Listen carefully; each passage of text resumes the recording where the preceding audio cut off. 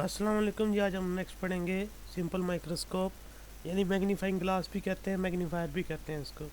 Optical instrument जो कि हमें स्मॉल ऑब्जेक्ट्स को जो है ना डिस्टेंटली और क्लियर करके थोड़ा बड़ा इमेज बना के दिखाए उनका, उसे हम सिंपल माइक्रोस्कोप कहते हैं। और इसकी कंस्ट्रक्शन में सिर्फ एक बायो कन्वेक्स लेंस होगा जिसे हम सिंपली कन्वेक्स लेंस कहते हैं। तो अगर तो ऑब्जेक्ट को कन्वेक्स लेंस की फोकल लेंथ के विद इन प्लेस कर देंगे तो सेम साइड पे एक लार्ज और वर्चुअल इमेज इसका नज़र आएगा। तो ये जो चीज़ें इमेज फॉर्मेशन है, ये तो आप प्रीवियस क्लास में पढ़ के आए हैं कि कन्वेक्स लेंस के सामने ऑब्जेक्ट की पोजीशन अगर चेंज करते हैं तो उससे जो इमेज है उसकी नेचर और पोजीशन भी चेंज होती है।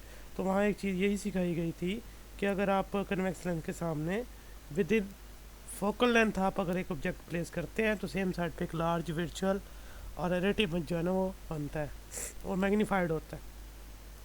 और वो क्लियरली नियर पॉइंट पे बनता है जो 25 सेंटीमीटर वैल्यूज़ हैं नॉर्मल पर्सन के लिए, तो वो हमें स्मॉल ऑब्जेक्ट का एक बड़ा मैग्नीफाई इमेज जो है ना वो नज़र आ पाता है। अब यहाँ पर एक ऑब्जेक्ट जिसको सिंपली पहले नेक्ड आई से हम देख रहे हैं, यानी अनएडेड आई, कोई हम ऑप्टिकल इंस्ट्रूमेंट यूज़ नहीं कर रहे, तो वो हमें जो नज़र आ रहा है ओ, और उसका जो आई से डिस्टेंस है वो डी है, और वो जो एंगल सबटेंड कर रहा है आई के ऊपर उसे अल्फ़ा का नाम दिया। अब उसी ऑब्जेक्ट को अगर हम मज़ीद आगे लेके आएंगे वो ब्लर हो जाएगा, आल्दो बहुत छोटा होगा लेकिन ब्लर होगा क्योंकि हमारा जो नियर पॉइंट है वो 25 सेंटीमीटर है। तो आगे लेके आए लेकिन हमने बी आई और ऑब्जेक्ट के बीच में एक कन्वेक्स लेंस भी प्लेस कर दिया है। और अब ये देखें ज़रा, यहाँ पर एफ जो है focal length of the convex lens mark की गई है, और जो ऑब्जेक्ट है उसको with in focal length place किया गया है। तो लाइट रेस का इस्तेमाल किया गया है इमेज को ड्रा करने के लिए। एक लाइट रे देखें उसके यानी कि ऑब्जेक्ट के हेड से सीधा लेंस के अपर पार्ट से रिफ्लेक्ट हुई, और एक जो है वो सीधा ऑप्टिकल सेंटर से गुजरी लेंस के।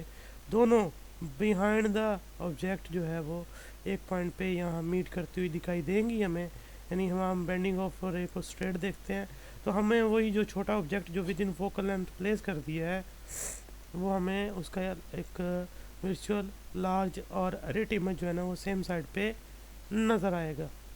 तो ये वर्चुअल इमेज बन गया। अब हमने यहाँ पर इसकी मैग्नीफिकेशन कैलकुलेट करनी है।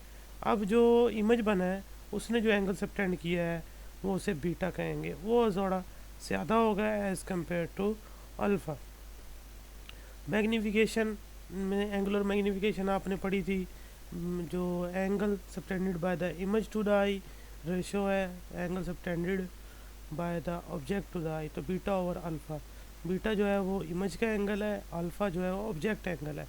उसके बाद आ जाए इन्हीं डायग्राम जो ट्रायंगल की शेप की हैं, पहले ऑब्जेक्ट वाली देख लें। फिग 1 जो है इसमें अगर tan अल्फ़ा लगाते हैं आप तो परपेंडिकुलर ओवर बेस, परपेंडिकुलर ओ बेस जो है वो डी है, ओ ओवर डी आ जाएगा। फिर इसी तरह इसमें आ जाए फिग 2 में इमेज वाली डायग्राम, लेंस वाली डायग्राम के अंदर tan beta equal to I over D हो जाएगा। आई यहाँ पर ये वर्टिकल लाइन जो इमेज को शो करी, डी उसी का वही डिस्टेंस होगा।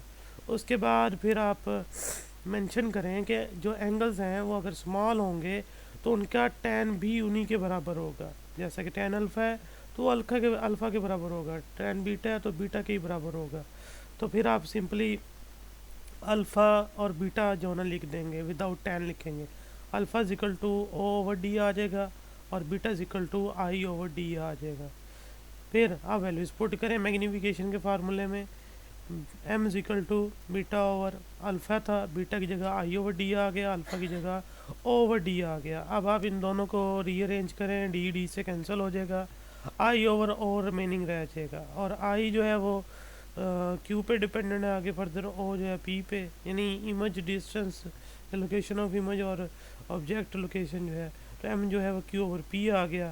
तो इसमें जो least distance of distinct vision है, यानी जो हमें इमेज दिखाई दे रहा है वो डी पे दिखाई दे रहा है, तो हम सिंपली यहाँ क्यू की जगह डी प्लेस करके और नीचे जो ऑब्जेक्ट डिस्टेंस को पी रहने देंगे, इसे क्वेश्चन नंबर 2 बना देंगे। फिर लेंस फार्मूला जो हमने छोटी क्लास में पढ़ा था यानी 10 क्लास में, 1 over F equal to 1 over P plus 1 over Q. तो यहाँ हम क्यू को नेगेटिव लेंगे क्योंकि रियल इमेज नहीं बल्कि वर्चुअल इमेज बना है on same side, large virtual erect तो उसके बाद देखें 1/f equal to 1/p minus 1/q, minus virtual image की ये लिए आ गया। अब हमने कहा था कि इमेज जो बन रहा है वो नियर पॉइंट के ऊपर है, तो q इक्वल टू डी आप पुट कर दें इसी फार्मूले के अंदर। डी पुट कर दिया, उसके बाद मल्टीप्लाई करें दोनों साइडों पर डी से, तो इधर d/f आ गया, राइट साइड पे d/p और माइनस d/d।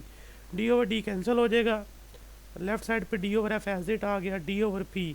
इक्वेशन नंबर 2 ये मैग्नीफिकेशन आ गई, फ्रॉम 2 हमने लिखी है, d/p की वैल्यू m है तो m यहाँ आ गया। अब m कैलकुलेट करना है तो -1 उधर जाके +1 हो जाएगा, m equal to 1 plus d/f आ जाएगा।